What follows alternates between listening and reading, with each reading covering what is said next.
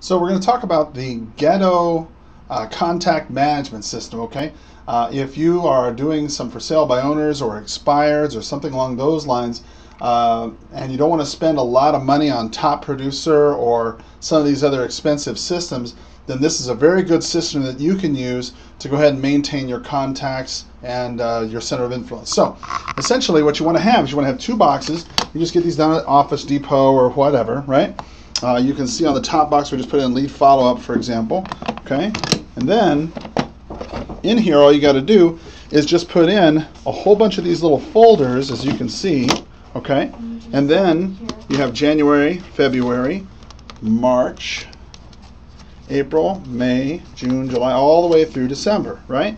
And then you go ahead and you take 31 of these little folders, okay, and put them numerically through here. So you have one, and then of course the second, right, like so, okay, on and on and on, like that, okay? So what happens is when you are talking to somebody, let's say today is April, the 3rd or whatever, you're pulling out the month of April, and you see you see that this particular person, they're looking to sell at a certain time and looking to buy or whatever, and you put in here, okay, hey, look, call them back April 15th, okay?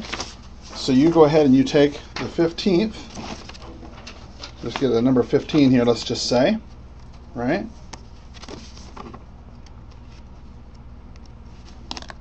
There we go. And put them into the 15th folder, like that. The 15th would be on or probably right around here somewhere. And so what happens is every day as you're going through, so like say today is the 2nd, you open up the 2nd and you see who it is you're supposed to go ahead and follow up with. So the 15th comes and you pull up that and you see exactly who you're supposed to talk to. You talk to them, they say, hey, yeah, give me a call back, in 2 days, right? So then you look for the 17th date and you put that in the 17th folder, okay? And that is the way to go ahead and follow up with people. And if they say, well, call me back at the end of December, then you just put it back in the December file. Now the same thing goes for your center of influence, okay? Center of influence I like to keep in a separate box, mostly for me because it's just, I'm a paper kind of guy. I have computer systems, but the paper system is, for me, sometimes a lot easier to deal with. This is how it looks when you're working with it all the time, okay? So you can see 1, 2, 3, 4, 5, 6, 7, 8, 9, and all this and all that, right? So here it is. Go to April, let's say. You look through April. There's nobody to follow up with. So today is the 3rd. Nobody to follow up with there. All right?